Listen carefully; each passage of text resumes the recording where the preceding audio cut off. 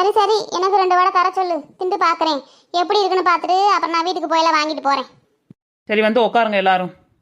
ஏண்டி வள்ளி, சட்னி சூப்பரா இருக்குடி, நீ அரைச்சு வச்சதா? ஞம் ஞம் ஞம். எப்பா என்ன டேஸ்டா இருக்கு சட்னி. நான் எங்க சட்னி அரைச்சு வடை சுட்டேன், வண்டியோட தள்ளிக்கிட்டுல வந்தேன் வடையும் சட்னியும். ஆமா ஆமா லட்சுமி அக்கா, என் கையாலேயே தேங்காய் பொரியல்ல மிளகாய் எல்லாம் வச்சு அம்மியிலேயே அரைச்சேன்.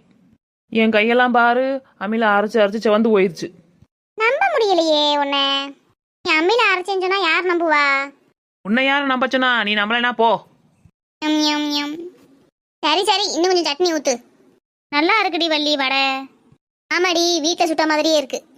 இது வந்ததுல இருந்து சட்னியவே நக்கிக்கிட்டு இருக்கு, வடையை திங்காம. வடையை விட சட்னி தாண்டி சூப்பரா இருக்கு.